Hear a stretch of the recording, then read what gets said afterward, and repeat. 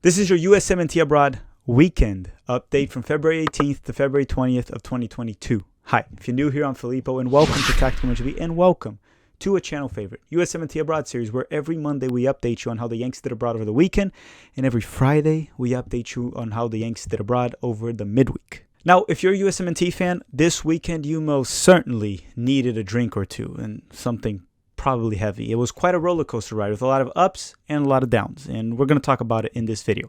Tactical Dog's the lucky one. He kind of slept through the entire weekend. But I'm talking too much. This week, we will probably be releasing the Adrian Simon Gill interview. We're waiting for it to be approved by Barcelona and his agent, and we're probably going to be releasing towards the end of the week a video with Herc Gomez. With that said, everyone, don't forget to hit the like button before you start. Subscribe if you enjoy this type of content. Let's play the intro, and let's start with the performance updates.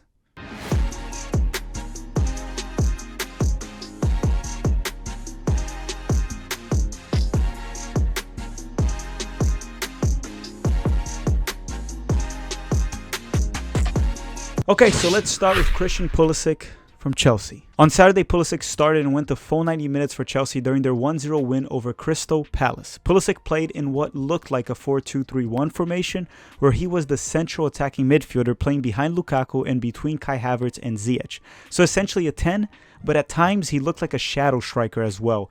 Not really a playmaker. He did miss a big opportunity to score off a cross from Ziyech. Considering Crystal Palace is one of his favorite opponents, I did expect him to score this game. He loves scoring against Palace. As for the performance, he looked confident, was attacking the opponents, going at it, but didn't have the best of games, right? He didn't look sharp at the first touch. It wasn't a good performance. But then again, no one from Chelsea offensively looked that good besides Ziyech. Ziyech did fine this game. Lukaku was probably the worst offensive player in this match for Chelsea, and Kai Havertz didn't do much either. For this one, Christian Pulisic had 56 touches, 68% passing accuracy, 1 shot off target, 1 shot blocked, had 4 out of 5 successful dribbling attempts, won 5 out of 10 ground duels, 3 out of 4 aerial duels, lost possession 19 times, and was fouled just once. Alright, next up is Weston Mckennie from Juventus. On Friday, Weston started off on the bench and came in at the 53rd minute for Juve during their 1-1 draw with Torino. So, Juventus has a big game on Tuesday for the Champions League against Villarreal, so Weston was likely being rested for this one as he is expected to start on Tuesday. Alright, now Giovanni Reina and Joe Scally, both players that came out of the New York City FC Academy and are close friends. And this was supposed to be a party, but it was quite the opposite. On Sunday, Reina started and played just 27 minutes for Dortmund during their 6-0 win over Gladbach. Now, as for the game, Giovanni Reina did not quite play as a right winger. He looked more as an attacking midfielder to me, drifting a little bit towards the right at times. He was more tucked in. Hazard was providing width as a wingback. Giovanni Reina also in the 5th minute almost scored off a nice shot at the edge of the box, but honestly, who cares? Because at the 27th minute, Giovanni Reina left the match in tears, and it was just painful to watch. Anyone watching the game, being a USMNT fan or not, it was just painful. It hurt right here to see that happen. The injury seemed to be no contact right after Dortmund's first goal, but apparently he did get hit earlier in the game. We're not sure. At the time of this recording, there's no confirmation of how severe it is. Maybe he was crying just because he was worried it could be as bad as the last one. If it is as bad as the last one, he's likely done for the season. If it's not as bad and minor, he should be back sometime soon. I think regardless, he probably won't be with the U.S. men's national team camp in March. All we can do right now is wish him a speedy recovery and hope we don't see that again with any U.S. player, because it was just horrible to watch that live. As for Joe Scally, he started off on the bench for Gladbach and came in at this match at the 67th minute. When he came in, the game was still 2-0 and ended 6-0, as I said. What was unfortunate is that we didn't get the reunion between Joe Scally and Giovanni Reina, the New York City FC Academy players. So yeah, let's just all wish Gio a speedy recovery and hope this doesn't become a chronic injury. Alright, next up is Serginho Dest and Yunus Musah. They did face each other. Actually, Barcelona and Valencia faced each other. Not both of them play. On Sunday, Dest started and went the full 90 minutes for Barcelona during their 4-1 win over Valencia. As for Yunus Musah, he stayed on the bench the full 90 for Valencia. Dest had a pretty strong performance for this one. Nothing that was a standout performance, but a very reliable, solid performance of someone that should be regularly starting for Barcelona. Very good on defense. Now, remember I said Mingueza was not very good? Well, he came into the second half and, well, he was not very good, in my opinion, as always. Serginho Dest had 5 clearances, 1 tackle, 66 touches, 89% passing accuracy, won 2 out of 9 ground duels, won 1 out of 1 aerial duel, while losing possession also 12 times. Now, after the game, Xavi actually had some praise for Serginho Dest, which is a great sign for Dest. Now, quote Xavi on this one. Serginho Dest is at a spectacularly good level. When he arrived, he wasn't so good, and now he is very good, both with and without the ball. So it looks like things are slowly turning around for Serginho Dest at Barcelona. Next up is Tyler Adams from RB Leipzig. On Sunday, Tyler started off on the bench for Leipzig and came in at the 80th minute during Leipzig's 6-1 victory over Hertha Berlin. Now, Tyler came into the game when it was 4-1 and he got the assist for the 5th goal, and it was a nice little side pass to Haidara to hit a very powerful long-range shot. Tyler is slowly getting back to rhythm. Remember, when he left the USMNT camp, he came back to Germany with a muscle injury, so that's why he's being eased into things.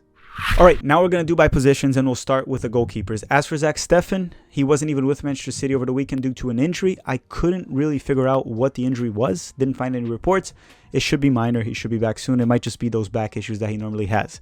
Now let's talk about Ethan Horvath for Nottingham Forest, and obviously Alex Maitan that plays there as well, even though he's a winger. So Ethan Horvath was finally going to start for Nottingham Forest due to Samba being suspended. However, their match against Bournemouth got suspended. The reason it was postponed was due to some damage done by Storm Ilstis, and they concluded that it was not safe for the supporters, and the match has been postponed to the future. Yeah, so eventually Horvath will start for Nottingham Forest. Samba has a 3-game suspension, so he'll get at least 3 opportunities in the English Championship. Alright, so now let's go to the center backs. And Wolfsburg and Hoffenheim faced each other over the weekend. So we're going to talk now about John Brooks, Chris Richards, Justin Che, and Kevin Paredes. Kevin Paredes and Brooks play for Wolfsburg. Justin Che and Chris Richards play for Hoffenheim. On Saturday, Brooks started and went the full 90 minutes for Wolfsburg during their 2-1 loss to Hoffenheim in Bundesliga. Now, Kevin Paredes stayed on the bench the full 90 minutes for Wolfsburg. Justin Che stayed on the bench the full 90 minutes for Hoffenheim.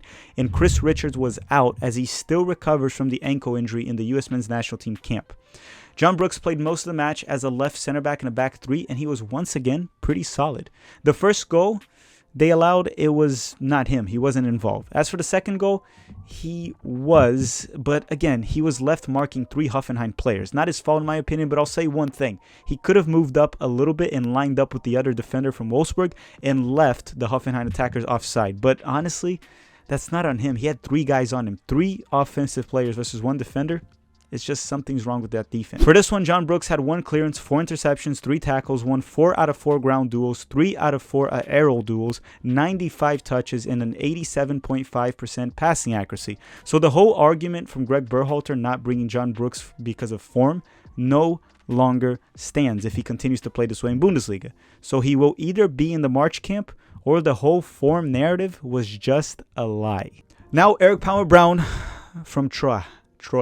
I don't care anymore, man. I'm trying to speak French as well as I can. Too many languages. German, Spanish, French, Portuguese. One day I'll learn, maybe. On Sunday, Palmer-Brown started and played 81 minutes for Troy during their 4-1 loss to Rennes. Not a good performance by Palmer-Brown on this one. Now Matt Miazga from Deportivo Alavés. On Saturday, Miazga started and went the full 90 minutes for Deportivo Alavés during their 3-0 loss to Real Madrid. Next center back is Mark McKenzie from Genk in Belgium. On Sunday, McKenzie started for Genk and was subbed off at halftime during their 2-0 loss to Anderlecht. Now, they were down 2-0 at halftime, so this sub is not a good look. I was not able to watch the match, but I don't know. It doesn't seem like McKenzie was having a good performance. Next up is Cameron Carter-Vickers from Celtic in Scotland. On Sunday, CCV started and went the full 90 minutes for Celtic during their 3-2 win over Dundee in the Scottish Premiership. Alright, next up will be the fullbacks, and we'll start with Anthony Robinson and Tim Ream from Fulham and Dwayne Holmes, a winger, but they faced each other. Fulham versus Huddersfield in the English Championship. On Saturday, Robinson and Ream started and went the full 90 minutes for Fulham, while Dwayne Holmes also started for Huddersfield and played 76 minutes. As for the game, Huddersfield pulled a massive away win against the number 1 team in the English Championship, Fulham. Dwayne Holmes scored for Huddersfield their second goal off a PK in the first half. Again, many are calling for Dwayne Holmes to be called up in the national team. And, based off some players that Greg calls up in the past, sure, bring him. But to be honest, I think we have better options. Also, we don't know what happened between Greg and Dwayne Holmes back in 2019. I believe it was in the Gold Cup, so I don't think he's going to get called up, guys. With that said, too, Nice haircut from Anthony Robinson, or just Jedi Robinson. Next fullback, or may I say center back, is Reggie Cannon from Boa Vista in Portugal. On Friday, Cannon started and went the full 90 minutes as a right center back on a back three for Boa Vista during their 2-2 draw with Benfica. A pretty solid result for Boa Vista. Next up is Sam Vines from Antwerp in Belgium. On Sunday, Vines started off on the bench and came in at the 85th minute during Antwerp's 2-1 loss to Michelin. Next fullback is Brian Reynolds from Kortrijk. I was about to say Roma. That's because I have Jose Mourinho in my mind. He's been quite the character lately. On Saturday, Brian Reynolds started and went the full 90 minutes for Kortrijk during their 5-0 win over Zulte in Belgium. Now, George Bello from Arminia Bielefeld. On Saturday, George Bello stayed on the bench the full 90 minutes at Arminia Bielefeld's 1-0 win over Union Berlin. All right, everyone, 2 more fullbacks to go. So the next on the list is Jonathan Gomez from Real Sociedad B. On Saturday, Gomez started off for the second game in a row and played the full 90 minutes during Real Sociedad's B 2-0 win over Malaga in La Liga 2. Not much to talk about here, but very interested to see on his progress in the next 4 months leading up to Nations League in June. The next fullback is Kyle Duncan from Ostende in Belgium. On Saturday, Duncan started and played 73 minutes for Ostende during their 1-0 win over Standard Liège. Alright, so that does it for the fullbacks. Time to go to the midfielders. The first one I want to talk about is Johnny Cardoso from Internacional. On Sunday, Johnny started the 3rd game in a row for Internacional as they faced São José in the group stage of the Rio Grande do Sul State Tournament. Many of the veterans started this game as well, and maybe Johnny has gotten the starting job for Internacional. The reason I say maybe is, as I said in the previous episode, in the state tournament in Brazil, they tend to play a lot of the young guys to give them experience. But the fact that Internacional has been playing a lot of their veterans and Johnny Cardoso has started 3 games in a row, it leads me to believe that he's gaining some momentum, and he's definitely a player to keep an eye on. If this continues and he locks in a starting job, I would love to see him with us in Nations League in June. Staying in South America, let's go to Alan Sonora from Independiente, and he faced, his brother, Joel Sonora. On Saturday, Alan started and went the full 90 minutes for Independiente during their 0-0 draw with Vélez Sarsfield. Now, his brother, Joel Sonora, stayed on the bench the full 90 minutes for Vélez. Alan looked to be playing at times as an 8 on a 4-3-3 formation. However, he has so much freedom to roam, and they're kind of messy tactically for the most part. I don't really know what position he played. I just know he was a midfielder. He was responsible for dropping back and bringing the ball up the field, playmaking on the final third, taking set pieces. But overall, not a good performance by any of the teams. Both lacked creativity, and Alan's job is to create. So not a good performance from him as well, but at least he finally went the full 90 minutes after being subbed off early in the previous 2 games. Next up are the Venezia boys, Tenor Tessman and Gianluca Busio. On Sunday, Tessman started off on the bench and came in at the 75th minute for Venezia during their 1-1 home draw with Genoa, a direct relegation battle. As for Gianluca Busio, he was not available due to being suspended with yellow card accumulation. Busio will be available for the next match, and Venezia currently stands just 1 point away from the relegation zone in the Serie A. Now, James Sands from Rangers in Scotland. On Sunday, James Sands stayed on the bench the full 90 minutes for Rangers during their 1-1 draw with Dundee United. For this same game, Ian Harkes started and went the full 90 minutes for Dundee United. Next up on the list is Brenden Aaronson, or as Watke likes to call him, our little Brenden. On Sunday, Brenden started and went the full 90 minutes for RB Salzburg during their 2-0 win over Wolfsburg in Austria. Brenden played as a central attacking midfielder, and well, he scored a goal at added time. As a matter of fact, RB Salzburg's goals, all 2 of them, were scored in added time. For this one, Brenden Aaronson had 53 touches, 3 key passes, 2 shots on target, won 4 out of 12 ground duels, and lost possession 20 times, and scored a goal. Next up is Tim Tillman and Julian Green from Fürth in Bundesliga. On Sunday, Tim Tillman started and went the full 90 minutes, while Julian Green started off on the bench and came in at the 69th minute for Fürth during their 4-1 loss to Bayern. So yeah, they lost 4-1 to Bayern as expected, but surprisingly, Fürth had a 1-0 lead at halftime against Bayern Munich, somehow. Now, Luca De La Torre from Heracles, he was not even with the team on Friday. I couldn't find any reports if he's injured, if something happened. I'll keep you guys updated, but as of right now, Luca just didn't play over the weekend, and I don't know the reason. Wasn't even on the bench. Now, Cole Bassett from Feyenoord. On Sunday, Bassett started off on the bench and came in at the 88th minute for Feyenoord during their 3-1 win over Cambuur, and this was Cole Bassett's debut in the Eredivisie, the Dutch league. Alright, that does it for the midfielders, so now we're going to move on to the forwards in the final section of the video. So if you haven't already, hit the like button. That's a great way to support the channel for free, but if you don't do it, there's just nothing that I can do about it, so feel free to not hit the like button as well. Let's start with Timothy Weah from Lille. On Friday, Weah started off on the bench and came in at the 27th minute for Angel Gomez, who got injured during Lille's 0-0 draw with Metz. So Weah got plenty of minutes for this one. In regards to the game, Weah had only 30 touches, 90% passing accuracy, won 1 out of 3 ground duels, and was fouled once. So not a very active game for Tim Weah. He played as a right midfielder / right winger for the most part.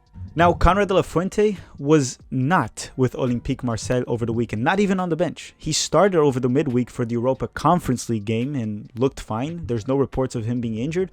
I guess it was just Sampaoli's decision. I don't know. He's also coming back from injury, so maybe he was being rested. I'll also keep you guys posted, but at the time of this recording on Sunday, there's no updates. Just like the Giovanni Reyna that I mentioned as well. I don't know what the injury is. Now, Ricardo Pepi from Augsburg. On Saturday, Pepi started off on the bench and came in at the 81st minute for Augsburg during their 2-1 loss to Freiburg. It was a little over 10 minutes, so there's not much to talk about here. He did almost get a nice assist off a header, and he played as a striker up top on a dual striker setup. Augsburg is just painful to watch. Also, Pepi said his dream is to play a Champions League for Augsburg, and after me doing a careful analysis, I can assure you that Augsburg is roughly 15 to 17 players away from being a Champions League team. Now, Matthew Hoppe from Mallorca, he was with the team over the weekend and he stayed on the bench on Sunday the full 90 minutes once again. Matthew Hoppe not getting minutes for his club, that's nothing new. Now let's talk about Daryl DK from West Brom. So Daryl DK is back in training for West Brom, but the last time that someone reported something about him, they said that he would only return in April, so he likely still has a long way to go. Now, Nico Gioacchini from Montpellier, he stayed on the bench the full 90 minutes over the weekend, didn't get any minutes, just warmed the bench like Matthew Hoppe. Next up is Josh Sargent from Norwich, and he played against Liverpool and got an assist. On Saturday, Sargent started and played 76 minutes for Norwich during their 3-1 loss to Liverpool at Enfield. Now, Sargent played as a right winger, but it was very defensive, so he looked more like a right midfielder at times. And he did get an assist in this game, sorta, kinda. He passed it to Rashica, and Rashica kind of did the shot from long distance, a very low probability shot. Regardless, it does count as an assist. I just wanted to add some context because sometimes saying it's just an assist, it can be quite misleading. But yeah, he got the stat. Now, Chris Mueller from Hibernian. On Saturday, Chris Mueller, former Orlando City, started off on the bench and came in at the 70th minute for Hibernian during their 2-0 win over Ross County in the Scottish Premiership. We're getting close to the end of the video. Now let's talk about a player that just can't stop scoring in Switzerland, and that's Pefok. On Sunday, Pefok started and went the full 90 minutes for BSC Young Boys during their 2-2 draw with Grasshoppers. Yes, Grasshoppers. That is the name of the club. BSC Young Boys versus Grasshoppers. And you know, Alex Lombardi on Twitter knew exactly how to describe this match. It sounds like a child's bedtime story. So go give Alex a follow on Twitter, and us too. In the future, we'll feature many other tweets. I'm going to try to get more tweets in the videos. And thank you very much, Alex. I got me some laughs. Now, Pefok scored on this match off a PK, continuing his hot streak in the Swiss League. Yeah, so follow us on Twitter. Also follow Alex. Our Twitter handle is Manager Tactical. If you do some funny replies, I might throw on the USMNT Abroad series as well. Now, last but not least here in the video, Christian Ramirez from Aberdeen in Scotland. On Saturday, Ramirez started and went the full 90 minutes for Aberdeen during their 1-1 draw with Motherwell for the Scottish Premiership. Now, by for, I don't mean it meant the title. I just mean it was played in the Scottish Premiership. Alright, everyone, that does it for this USMNT Abroad. Don't forget to hit that like button before you go. Don't forget we have great content coming up this week with Hurt Gomez, Adrian Simon Gill that plays for the Barcelona Academy, and we have the USMNT Abroad on Friday to update you on the performance of the Yanks abroad in the Europa League and the Champions League. I want to thank you all very much for watching, and have a great day.